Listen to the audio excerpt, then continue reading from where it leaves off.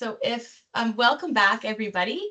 Happy that you took the time on the Thursday of a long weekend to come hang out with us over lunchtime. So kudos to you for showing up. Thank you. So as Catherine mentioned, I love having cameras on. So if you guys are able to at any point, I would love to see your faces. But knowing that it's lunchtime, although I do love hearing about your lunch also. So everything that we'll be doing together today, like the other two that we've done, they're all grounded in research-based, practical, and proven approaches. I do have a partnership with an organization called Happy Limited, which is based in the UK. They're an award-winning organization, and the ideas and insights that we'll be talking about today have been presented and evaluated and improved upon for years across diverse organizations and leaders for 30 years the organization's been around. So the work we'll be looking at today is super meaningful to me. I've been around working for over 15 years with organizations in public and private sectors, and I see how much leadership can make or break a workplace. I can see the impact that it has on organizations right through from recruitment right through to the business success or not of the impact that you have. So I truly believe that leadership can make or break a business, and that great workplaces don't happen by accident, that they're built by capable, intentional leaders like yourselves. So like similar to the other ones, today's session will be very interactive.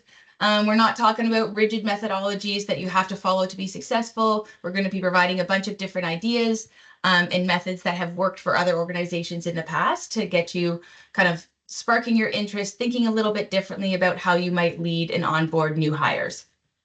So I encourage you, like always, to participate as much as you can, to have an open mind, be present. You'll get out of today as much as you put in. Okay, sorry, you've heard that before, but there we go, just in case you forgot.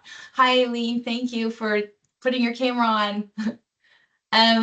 Okay, so, and I'll go through this just quickly. We're in session 3 of 4. Today we're talking about onboarding, and tomorrow or next week, August 7th, which is the tail end of the long weekend, is a session on retaining and keeping your best people. And I can't be really biased, but that is my favorite session. I would really encourage you, if you can, to come to that one. It's really great. There's a lot of great things in that one. So if you can come to that one, I highly recommend it. Okay. So just a quick kind of to get a feel of where you guys are at. Has anyone ever done a blob tree? Has anyone done this exercise or seen it before? No? Okay, well, it's great too to start team meetings too if you need an exercise just to check in with your teams. So as you can see, it's just a bunch of blobs on a tree. So if you can sorry, have a Haley, look. we don't see your screen here. Oh my gosh, the whole time.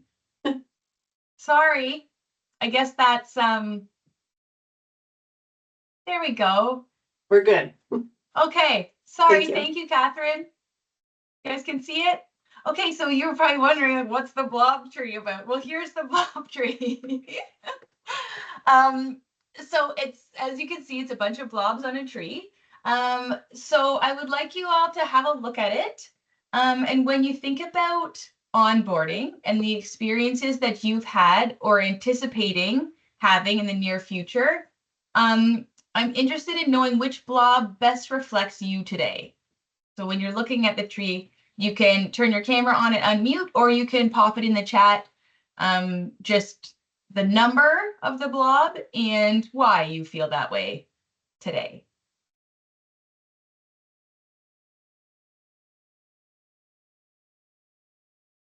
Haley, this is from when we have been onboarded before. Like, this is not this is experience we've had previously. Is that correct? It can be whatever you feel like reflecting on today, Eileen. So whether it's you, how you were onboarding and how you felt, or you as a leader, how you feel about onboarding new hires, what that process feels like. You can answer the question however best reflects what you feel like today.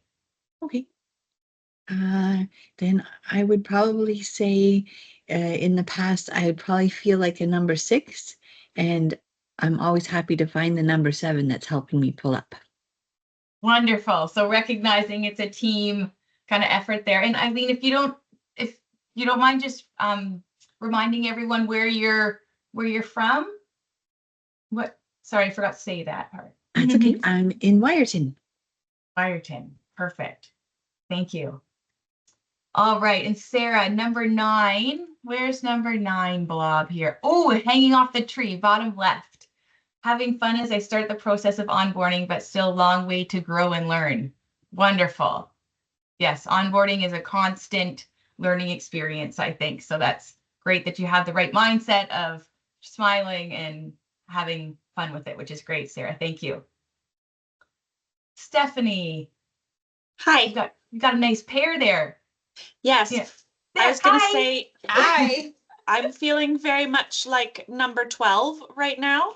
Got I'm your little buddy from South Bruce Gray Health Center, and I'm in charge of like onboarding and doing the skills days for nursing staff and everything. And so just recently, this is Paige's 4th day. So this is my friend here, Paige. So she just started, and now I have a buddy. So I'm feeling very much like we're 11, 12, and that we can lean on each other for this for that kind of onboarding process now. And I'm going to turn my camera off now again because I'm eating. Yeah, no problem. Well, thanks for that, Stephanie, and great that you have Paige there with you. So that's wonderful. Would anyone else like to share? Either in the chat or turning your camera off? I mean on? Maybe we have some 13s, like, I'm not interested in sharing today, and that's totally fine. That's totally cool too. I've been there. Sometimes you're not into it, and that's totally fine. Okay, oh, I see Sierra is just typing something here. Oh, no problem. No problem. Yes, we're just introducing yourself, and yes, if you could let me know which blob you kind of feel like today as it relates to onboarding in either your past experience of onboarding or onboarding experience that you're coming up to. Well, there you are. Hi, nice to see you. I love your picture. Thank you. I'm also eating a bagel, so I'll go That's off camera okay. after this. But yeah, so I'm Sierra Garrow. I'm the founder and clinic owner of Cambrian Counseling and Wellness, which serves well, the entirety of actually Ontario, but we're based in Meaford in the Grey Bruce region.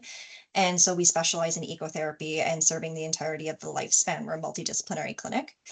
As far as the blobs go around onboarding and all that fun stuff, probably the one that feels like it's free falling. I feel like our clinic has grown so rapidly that all of our systems and procedures that have got us to where we are now just become obsolete so quickly. And so when we're having new people come in and onboarding, we're constantly reinventing the wheel, constantly changing. And then as they're even in the onboarding process, systems are changing. And so it feels very chaotic for me, and I imagine very chaotic for my team. Yeah, that's really great insights, Sierra. Sorry, is it Sierra or Sarah? Sierra. Sierra. Yeah, and I could see now how you would be 14. So that does sound like a lot, but the you kind of constantly recognizing that things do need to evolve and the systems are changing and that you're adapting to it. You're already doing all the right things. So don't be too hard on yourself. You're doing a great job. So thank you, everyone, for sharing and getting involved there. So today we're going to be going through onboarding. First, we're going to be talking about the key phases of onboarding and looking at different ideas that could make for a positive, motivating onboarding experience for all hires, and looking into the importance of our business and getting the onboarding right. And then we're going to be wrapping up with looking at the behaviors of new hires and how we can help new hires understand the culture on how things are done within an organization. So recognizing, to Sierra's point, that things do change, and that's inevitable. You can't just step into something thinking this is how it is and this is what it's going to be. Being in the right headspace to recognize that there are things that are changing and to bring the new people along with you through that. Because that's a great opportunity for them to provide different insights, having that fresh set of eyes. They sometimes have more clarity stepping in than you do when you're bogged down in the weeds and doing different things. So it's a good opportunity to have that open mind and step into it that way. So the last session, we talked all about recruitment. So we know all the effort that goes into getting that right. And you spent a lot of time and money selecting the best candidate. So how do we ensure that they get the best possible start? How do we ensure that the first few months are successful for the people that we're bringing in? I think that we can all agree that the first few months are crucial, and that they will determine how engaged you are, how productive you are, and how long you're staying in the role. So it does matter if we get onboarding right. So oftentimes, making the best possible start happens even before they start. So really looking at prior to their first day, how is their onboarding going? So at Happy, that's the organization that I partnered with all this material. So they've been, for years, they always ask their new learners in their trainings that they do, what would make for the perfect onboarding experience. So they've taken all that data and themed it and analyzed it, and they've sorted onboarding into 6 key phases. So the 6 key phases are pre-onboarding, so prior to your first day, your first week, your first month, the end of probation, whenever that is within your organization, and then within the first year. So we are going to be going through a little activity here, and I can do it one of 2 ways. The first way, we would need 6 volunteers to turn their cameras on. If we don't get 6, we can do something else. So, oh, we got 1, 2. Oh, look it, and you're smiling and everything. I love it. Okay, 1, 2, 3, 4. We need 2 more. 2 more, come on. I know you can do it. Okay. Oh, look it, Sarah. Perfect. Thank you. Okay, look, and then we have technically 2 and 1 with Steph and Paige. So I'm going to break it up. And so Paige, you're going to have 1, and Stephanie, you're going to have 1. So what I'm going to do, thank you, everybody. Super happy about it. Can you tell? So what we're going to do, I'm going to give, assign 1 phase to each of you. And we're going to have, we're going to have 2 minutes just for you to write down ideas of how to make the onboarding experience within that phase awesome. So you can either, and there's no right or wrong here. So you can use either experience that you've personally had that you loved and when you were being onboarded, or you can look at the opposite and think of times where you hated the onboarding and it was so bad, and if only this happened, it would have been so much better. Or if you've been privileged enough to be in an organization to be onboarded in a way that was great, use those experiences too. So you'll have 2 minutes, just write down as many things as you'd like, and then we'll be sharing them with the group after. The people who don't have their cameras on, you can still write down, take note of different ideas that you have, and then when the people are sharing their ideas, if you could just type them in the chat at the phase that we're at. So I'll give you I'll assign you the phases now. Does everyone understand? We good? Okay, so I'm just gonna go from my screen here. So Jane, are you okay with pre-onboarding? Okay. Sarah, can you do first day? Eileen, can you do first week? Stephanie, can you do first month? Paige, end of probation? And Sierra, after the first year. Wonderful. So we'll just give you a couple minutes there.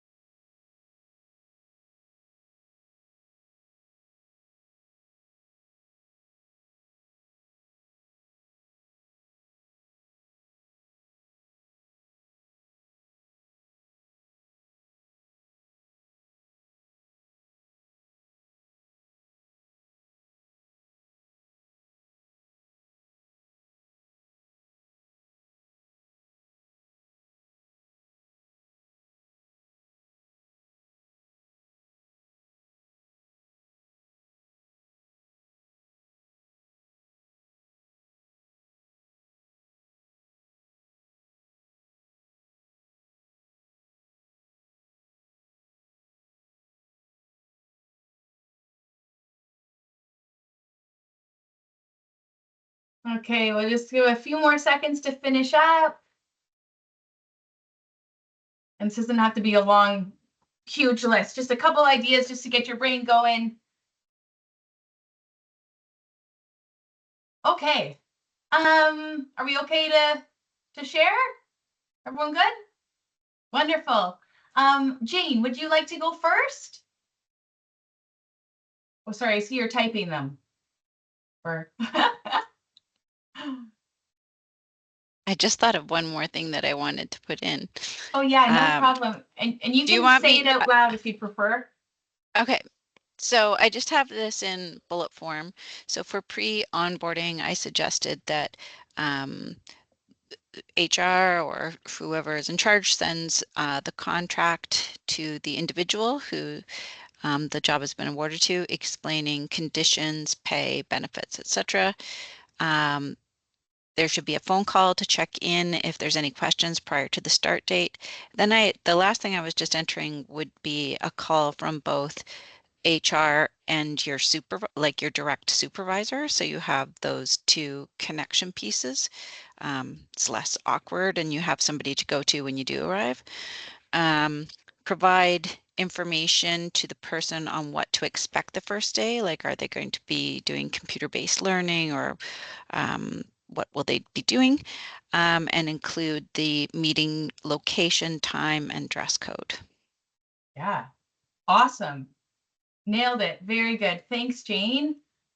Did anyone else have anything else? Oh, and thanks for putting it in the chat there. It's helpful. Did anyone have anything else that has been awesome for them, or different ideas for pre-onboarding prior for your first day? Something else that I would add is I work within a childcare center in Port Elgin. I am a supervisor at the center, but something that we provide, sorry, just 1 second. I'll touch base with that after I have a phone call.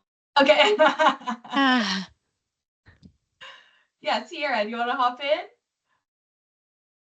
Yeah, definitely. Something to like the pre-onboarding that our clinicals and I really appreciate, kind of seeing is some personal connection, from the interview, whether it was like the person disclosed they have a dog, or that like, something that comes up in the small talk, and then creating that as part of kind of their welcome package. And so like we've sent like dog toys, before, because we do have in person, but we are also primarily virtual. And so just trying to create those personal touches where people feel really seen, and kind of going out of our way to do that right from the very beginning. Yeah, that's awesome. I love that. And just think of how that would feel if that was you stepping into a new job and getting that, right? Just starting off on the right foot before you even show up. So that's great. Thanks, Sierra. All right. Yeah, really good. So I'll just go, and I'm going to be sending these slides, or Catherine's going to be sending these slides. So there's just different ideas in here, but I don't want to go through them all, but you can read them. They're pretty straightforward, and Jane covered some of them as well. Yeah, we don't really need to go through those there. So this was just something that Happy did as well. And I do encourage you, as we're going through these, to write down ones that you think that you could be using within your organization, to help those new hires feel welcome before they come. For your first day, who was that? That was Sarah, I think. Are you? Oh. Yes, I am back now. Okay. Did you want to finish your comment before jumping into your first day? Sure. Yeah. Something that I find is really beneficial for the educators that we have starting within the childcare center is to provide them with, first of all, their duties and then a transition plan. So they'll be given for what their first whole week will look like, so that they know each day what they should be preparing to take on. So that really helps them to understand what they'll be learning each day. And it makes it a little less stressful, because childcare can be a lot when you're just kind of thrown in there one day. But I found that's something that the educators have really enjoyed as part of the onboarding process. Yeah, awesome. That's perfect. Thanks for, it's always nice to kind of know what you're stepping into, right? To know what to expect. It's kind of scary to show up like, I don't know who I'm meeting or what I'm doing or what to wear or anything. So yeah, that's awesome. All right. Do you want to talk about first day, Sarah? Sure. So I had a really great experience with this position that I'm in now for my first day. Was welcomed very well at the beginning of the day, had a full tour of the center, of all of our areas, brought up to speed with evacuation policies, with everything that I would have needed to know during that first day, especially for safety. That's a big one with childcare. I had the opportunity to meet the team as well. There was actually a staff meeting that they had planned for that day. So on my first day, everyone came together and we had the opportunity to meet and get more familiar with each other, go over what the strengths and weaknesses of the team currently were and where they wanted to see improvement. I had a check-in the middle of the day, the end of the day, just to kind of see how things were going. I was given also, which made it a bit helpful for me, I was given the policies in advance. So I didn't have to sit down like everyone does in childcare the first day reading 40 policies. So that helped take a little bit of the load off, but I was provided space to ask all the questions I had. And then also I was asked towards the end of the day what I would like to prioritize going forward in the week, or where I felt I would need the most guidance. So we were able to help target that transition plan together. Awesome. So they were already giving you, kind of empowering you to make some decisions and have a say and use your voice and feel really part of the team. So that's great that you had such a great experience. That's awesome. Thanks for sharing, Sarah. Was there anything else that anyone had any experiences with on their first day that was really awesome?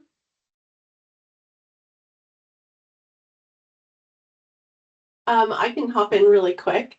Yeah. I had joined a municipality a couple years ago, and when I got to my desk, there was a personalized welcome message, and all the team signed it and gave like a little outline of what their roles were.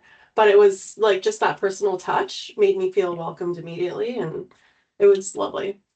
Yeah, totally. It's nice to know that people are thinking about you, right? And are excited that you're showing up. And it's just nice to know, kind of put names to roles, to know kind of who to go to for what, which is helpful. That's awesome. Thanks, Catherine.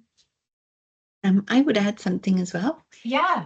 Yeah, I come from the teaching world, and it's always nice if someone takes the time, and sometimes it's a principal, sometimes somebody else, to just show you around the building and show you where the bathroom is and where you can put your lunch and what time lunch is, you know. Yeah. Those Yeah. personal needs. Yeah. Yeah. 'Cause they're not always obvious. Yep. No, absolutely. And to that point as well, introducing you to people that you might want to have lunch with, so you don't feel awkward just sitting there by yourself, is kind of helpful. I'll just go through one example here. Pixar, what they do on their first day, they take a small group of whoever is new that day and bring them into a theater where they hold all the screenings. So they ask their new hires to sit in the 5th row because that's where the directors sit. And then they hear these words on the screen. It says, whatever you were before, you are a filmmaker now. We need you to help us make our films better. So it's just recognizing that you are new here, but that doesn't mean that you don't know anything.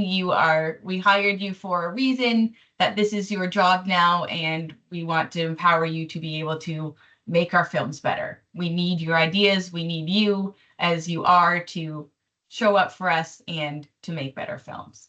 So it's just kind of nice that recognizes, hey, you're part of our team now, and we need you. So which is kind of nice to hear.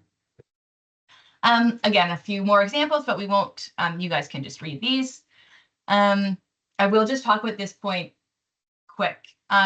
New staff can be a revelation. I search them out and ask what they've spotted, what doesn't seem right, before they've become too acclimatized. Sorry about my reading. But I think that's a really interesting point. Has anyone ever done that? Because there's been a lot of time, every time in my onboarding, whenever I start a new role, there's always, that's where things are fresh, because you have to do all the reading and you have to do all the stuff and you're doing all the training. And a lot of times, like, there's typos in this policy, or this is outdated, or in your plan it says this, but I haven't done that yet. Where is that? Like, it's nice to, and then there's bigger systematic things as well that before the people are too in the weeds, they still have that clear mind about what your organization is, it's really insightful to reach out to those people and ask them, hey, how's it going? Does everything still seem right? Like, what's your experience so far? Yeah, Stephanie. I just wanted to say that that happened with me in that my role had been vacant prior to me coming into it. And then while I was doing all of my LMS, the person who was shadowing me for a little bit was like, okay, now as you're doing this, make notes of what we have to change because you're in charge of LMS now as well too. So it was like very much like doing it with a hypercritical eye on it, which was nice seeing it from my perspective of new staff coming into it. Then I could really give it like a fresh look because I had to do it anyways. Yeah. And did you like that experience, or did you find it daunting or not? Like, was that good? It felt good because it was like right off the hop. You're here, you're new, and you automatically already get to make changes for the better. Yeah. What you think that Awesome. your perspective is matters, and that we really need you to to do this. So it kind of empowered me is how it felt. Yeah, and provided a lot of benefit for them as well, right? Like a lot of these things when we're talking about, they don't cost any money. It's just opening your eyes and being a little bit more open-minded to, hey, we've got these new people here. How can they be empowered and help us at the same time? So yeah, Sarah. So just like Stephanie, when I had started into this role, I was really grateful to have a director who was so willing to work alongside me and take the knowledge I had. I came from Halton Region, where most of my experience was in childcare centers that were way more established than this one, as they recently opened just about a year ago. So when I started, one of the first things they said was, anything you notice that we would need or that would make this run smoother, please bring it forward so we can develop that and have it run better here. So within my first 2 weeks starting here, we put together about 15 policies that weren't in place prior to really help with the long run of the center as a whole. And it was a very great collaboration with everyone. And now the center is stronger as it is. And as we make changes throughout my time here, it's been really fantastic as well. So I also, like Stephanie, felt very empowered and respected and trusted within the knowledge that I had. Awesome. I'm seeing some themes here. Really good. Really great. Thank you for sharing. Eileen, yes. I would also think that that question really invites someone to consider trust, right? Like, who's asking me, and are they really asking me, or are they just looking that, everything's good? And, I would feel a bit of trepidation how to navigate those waters if I'm being asked right off the hop what like for feedback. So if it's really genuine trust, that would be fantastic. Right. Yeah, and that's a good point to bring up too, because we need to take into consideration people's previous experiences of what they're bringing with them based on what experience they've had in the past. So hopefully, if this is happening within the first week, hopefully they'll get an understanding of what your organization is about, what behaviors are and aren't acceptable, and hopefully they get the sense of that psychological safety within your organization, that when you're asking a question, that you can be honest and you can speak your mind and with the answer without fear of getting in trouble or getting fired or not meeting your probation or whatever it is. So that's a good point to come up, to bring up, Eileen, because not everybody comes from places where that's okay. So good point. Okay, who was next here? I am. Yes, okay, wonderful, Eileen. Okay, so to go along with Sarah, I also thought a meeting would be good the first week, because I think the first week is where it's good to learn the culture of the organization and start putting faces to names and positions. So the first day, you might be a bit overwhelmed, but by mid or to the end of the week, it would probably be nice to have a meeting with food and everybody on the team there to celebrate not just the newbies, but the oldies, and just to, set the structure of the company, that here we celebrate successes. Here are the goals that we have for long-term, short-term. Here's who you can ask questions. Here are how to contribute ideas, or, maybe there's a special mechanism like a wall or digital place to put your ideas when the next celebration is, and anything that helps them figure out who they are as part of the broader team, and how the broader team maybe fits into a larger corporate structure or something like that. Yeah, those are all great, Eileen. Thank you for sharing. And I loved how you talked about some of the behaviors, because that's really important too. We'll be talking about that shortly. But yeah, that's a key part of the piece of the puzzle for sure. Does anyone else have anything that they wanted to add in there? Okay. And I'm just reading Jane's comment here. Sorry, I didn't see it when it came in. I would have trouble saying I'm behind and can't keep up because we would fear it would reflect poorly on me as a new hire. Yeah, so was the point around just with the psychological safety piece, that being okay with going in and saying, hey, there's a lot here, I'm falling behind? Is that where you were going with that one, Jane?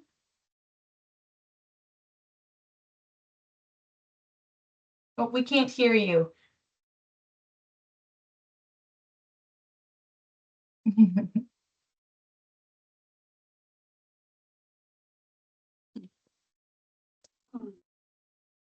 I'm not sure why. Can you hear me any better now? Yeah, I can hear you now. Yeah.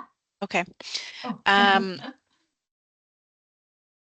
We were talking about somebody asking the new individual either at the first day or first week for their feedback in terms of what could be done differently or better. And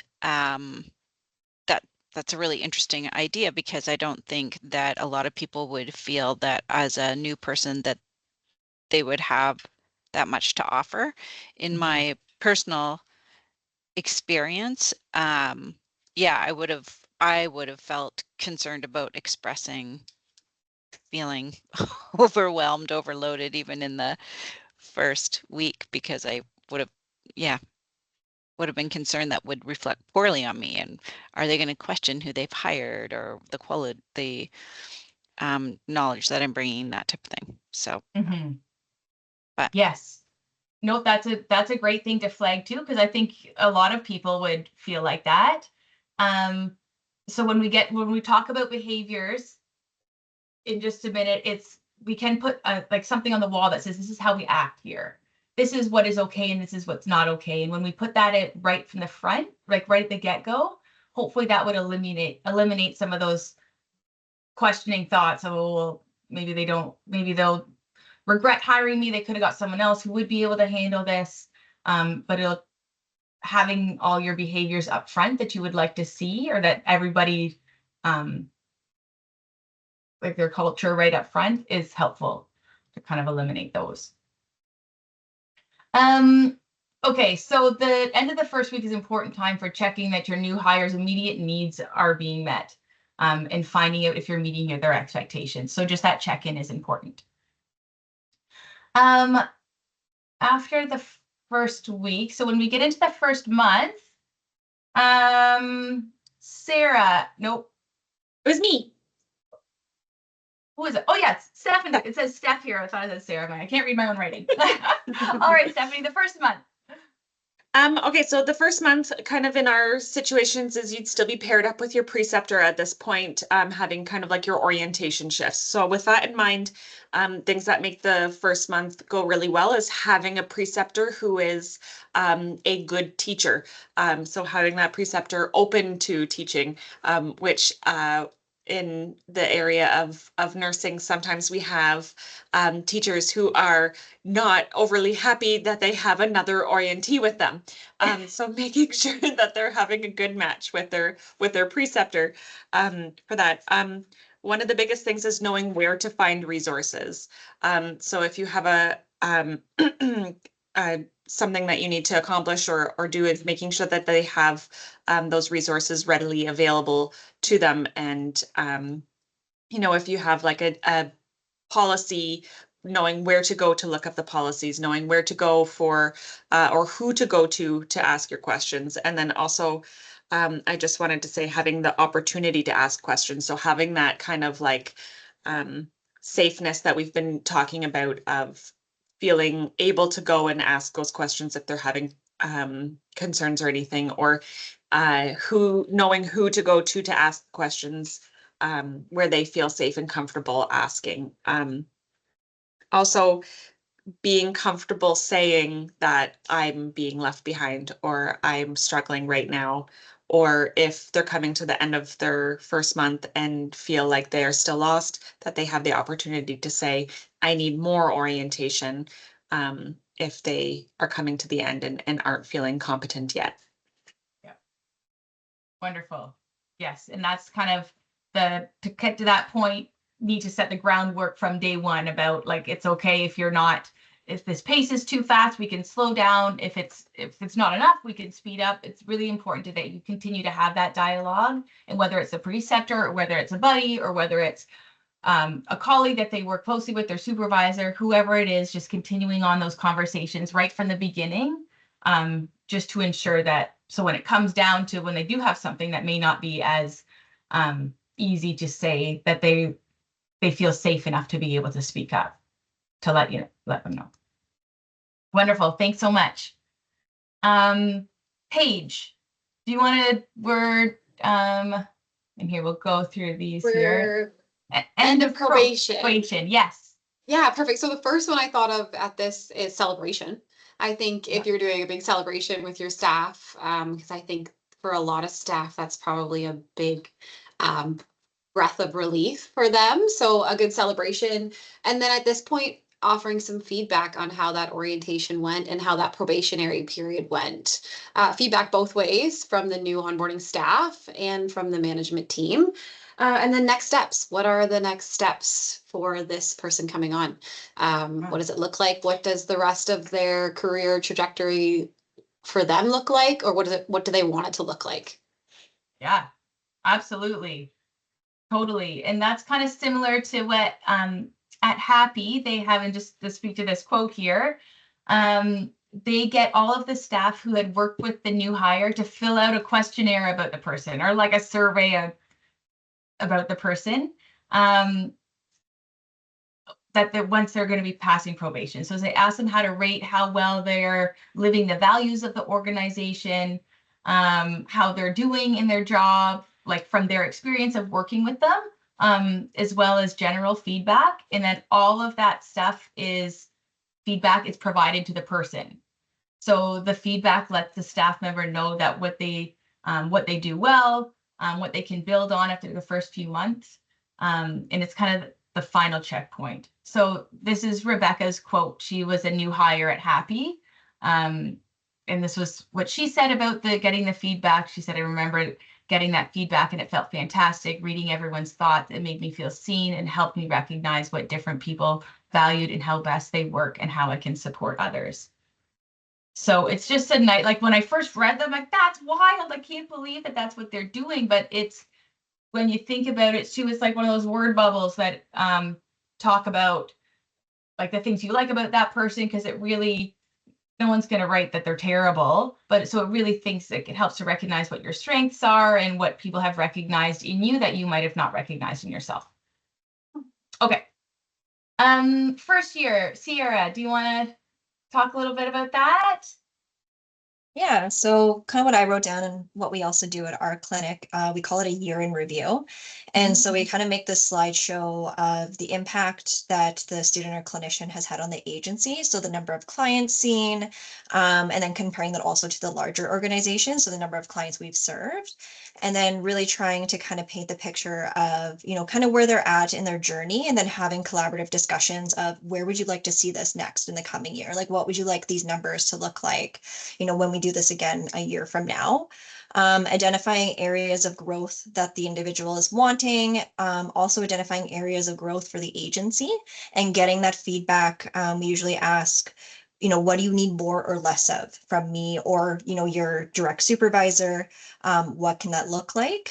And then we usually do a bit of visioning around, where do you see yourself growing within the agency? Where do you see this agency, kind of growing in of itself? And like, who can we touch or whose voices haven't we, included or considered or who's missing from the table, and how that kind of collaboration.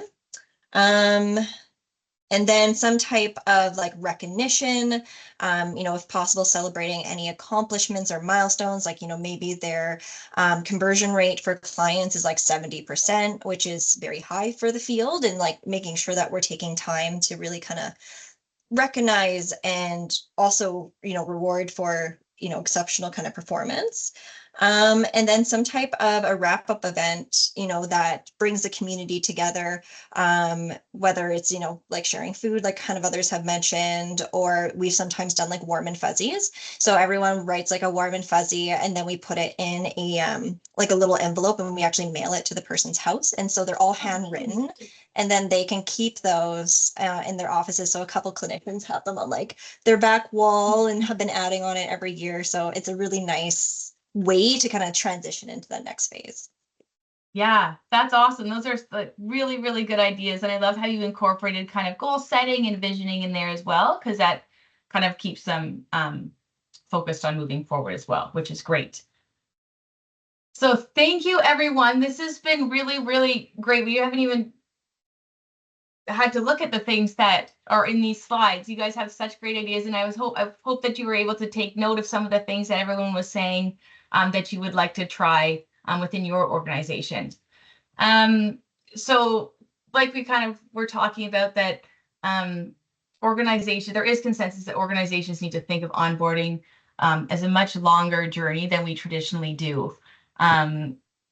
Generally kind of performance, people can reach kind of their potential at 12 months, but then they can go beyond their potential. That's where the growth kind of happens as well past the 12 months, but it's important that we get to the 12 months to begin with. 72% of employees report that one-on-one time with their direct manager is crucial to good onboarding. We spoke about that as well throughout these conversations, just the importance of that constant one-on-one back and forth conversation, open, honest, transparent discussions to build that trust, to make it a safe space for them. So you'll have these when I send you the slides, but basically onboarding is important. It matters, and it's very expensive and time consuming to get it wrong. So it's in everyone's best interest to spend the time, put the time into those people and get it right. So when looking at onboarding processes, can it really improve retention? I'm just going to give you a couple scenarios here, and I would like you to tell me which one, Group A or Group B, you think has the greatest chance of sticking around. So Group A receives their standard training. They do all their computer-based training. They get all their field training, whatever they need. They get an extra hour of training on the company's identity to understand who the company is, what they stand for. They meet one of the top performers in the organization to see kind of who they are, what they do, what that looks like to them. They're answered questions about the first impression of what the job is, and they're given a branded sweatshirt. So that's Group A. Group B also receives a standard training. They get an extra hour on their own identity, though. So what's important to you? What matters? Who are you as a person? They ask questions like, what are your unique skills that you bring? What makes you happy and gets your best performance? And they're given a branded sweatshirt with their own name on it. Who thinks Group A sticks around longer? Can raise your hand. Okay, who thinks Group B sticks around longer? Okay, you got it. So Group B were 250% more likely than Group A to be in their roles 7 months later. So the things that we do in onboarding matter. The connections that we make to those people in those first, even before we start, matters. So just with what we've talked about, when we're thinking about your own onboarding processes, What's missing in your organization to ensure that new hires are onboarded in a way that makes them feel like they're trusted, they can speak their mind, or speak up if they need anything, and that they're enjoying themselves, that they're showing up with their best selves to work, and they're giving it their best. So just you can think about that and write some things down. So up to this point, we've talked a lot about the phases and processes and actions that we can take to ensure that we're setting up new hires for success. And we talked a little bit about behaviors. Eileen was talking about that as well with hers. But behaviors and cultures is another like pretty large and important part of the puzzle. So as we know, behaviors are acceptable.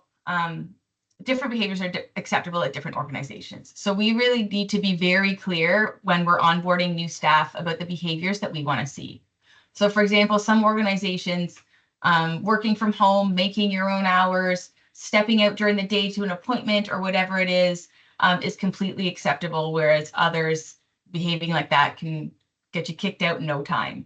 So it's really important to make it clear to all the employees about the behavior that's required to reflect the culture within your organization.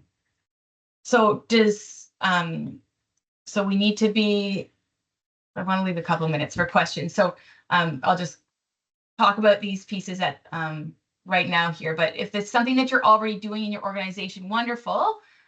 If it's not, maybe think about how you could consider incorporating it.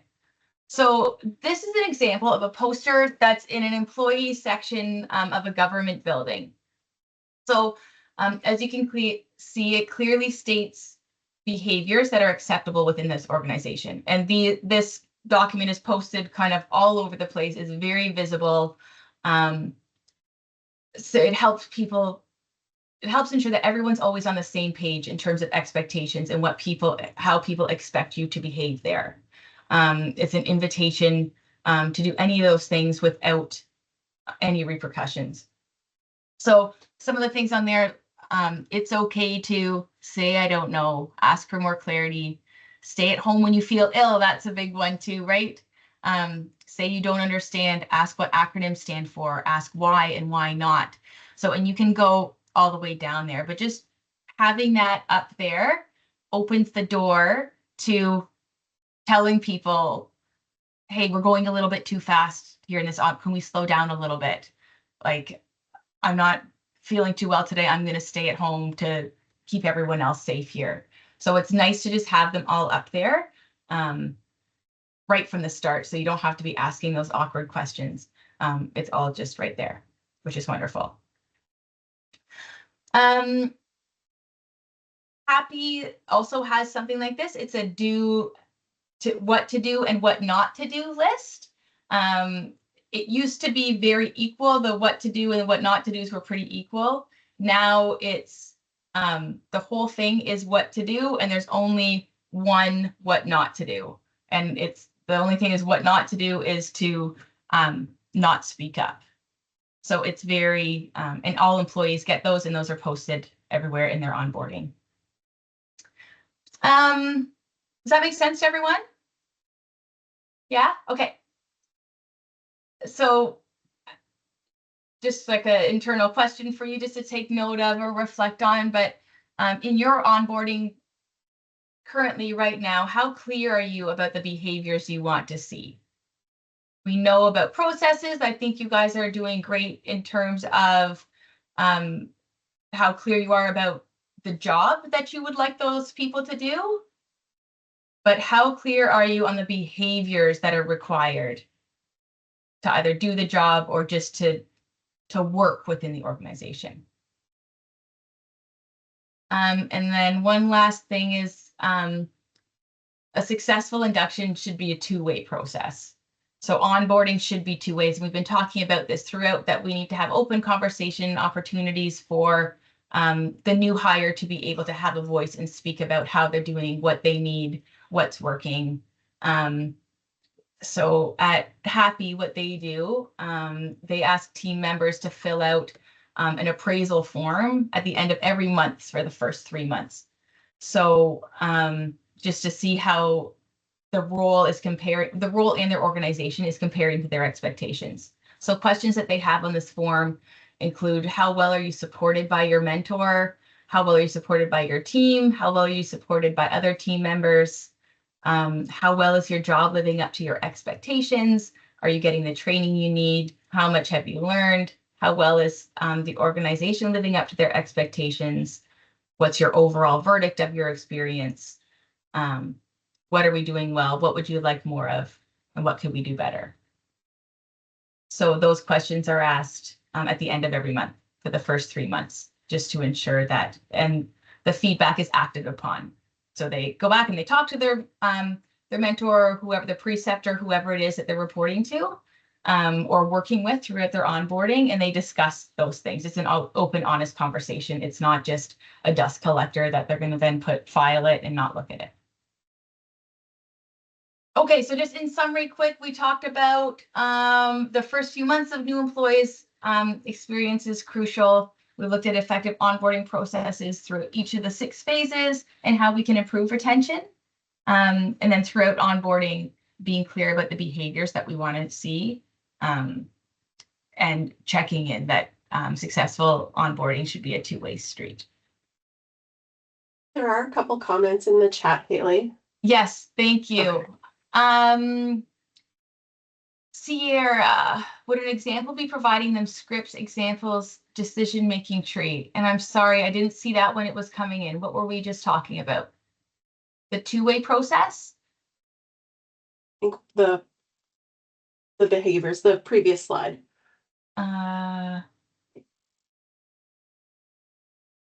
This one or this one? Yeah, well, I guess it doesn't really matter.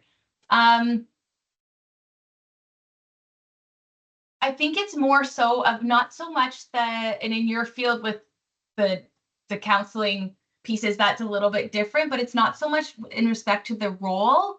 It's about more culture. So how do you want them to show up just day to day, when they're not, when they're working with clients, not when they are doing their job. It's when they're outside of, like when they're at work, interacting with their supervisors, their team members, how they are at team meetings, like what's allowed. Is it okay to step out for an appointment in the middle of the day? Is it okay to, if you don't agree with something, that a decision that's being made or a conversation that's happening that you were involved in, is it okay to speak that opinion and say, yes, I understand I hear what you're saying. And I would think that this could also be considered. Like, is that okay to do that? Is it okay to get up and walk around the office? Is it okay to go out and have a coffee? Like those types of behaviors that we're talking about, I think. Does that make sense?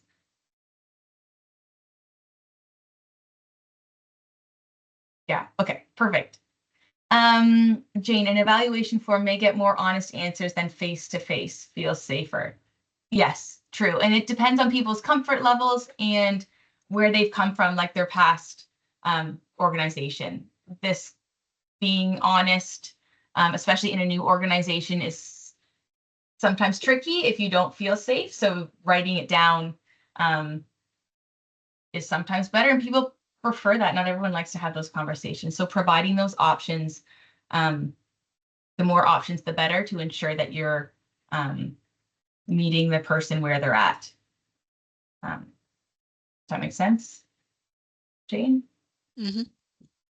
Okay. Wonderful. Just noting the time. I don't know if there are any additional questions. Give it a minute here. I do think the behavior slide that you shared is really something to, like, I think that's a really big comment and something that needs a lot of consideration, what the behavior is that you want within the workplace. So I really appreciate seeing that. I don't see any additional comments here. So again, thank you, Haley. There were some really great examples shared today from the group on how they are currently onboarding. noting some of the smallest gestures can really go a long way. All the information shared was actually really valuable. And again, thank everyone for attending today. And like Haley said, we've got the 4th part coming up next Thursday of this series, and we really appreciate you attending and hope that you enjoy your long weekend. Thanks, everyone. Sorry I rushed through the end. So if you have any questions, you can always email them to me and I'll get back to you with whatever you need. Thank you all for your participation. I really, really appreciate it. It makes everything a lot more fun, and hopefully you get more out of it when you are more engaged as well. So thank you again. Thank you, everyone. Thank you. Thank you, everybody. Bye-bye.